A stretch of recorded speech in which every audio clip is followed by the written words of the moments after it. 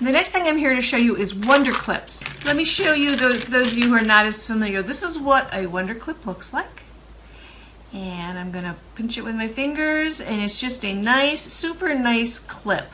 It's stiff so that it will hold very well. So there's a couple of ways I use my wonder clips, and a lot of quilters use it. One is that I'm finding it fantastic for when I'm cutting a quilt and I have a certain number of pieces that I need. I will clip them together, so that way if I need to go anywhere with my pieces, they are all together, or if I just need to move them from one place to another. And so because these clips are nice and stiff, they will hold a lot of pieces together, and they are just not coming apart. Now this is the main reason most people like these clips, and they are fabulous for this, and that is for when we are working on our binding.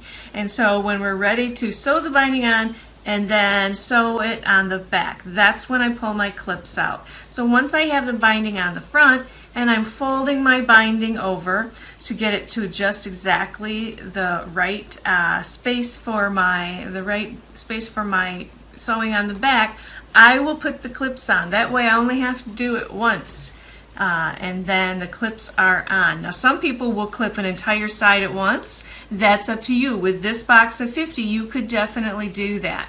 And so my favorite is that at the corner, when I have folded that corner and got it just exactly the way I want it, and I haven't sewn the back yet, I will go ahead and put the clip straight on there, so that way when I am ready to sew it, it is all ready for me to give it that perfect corner.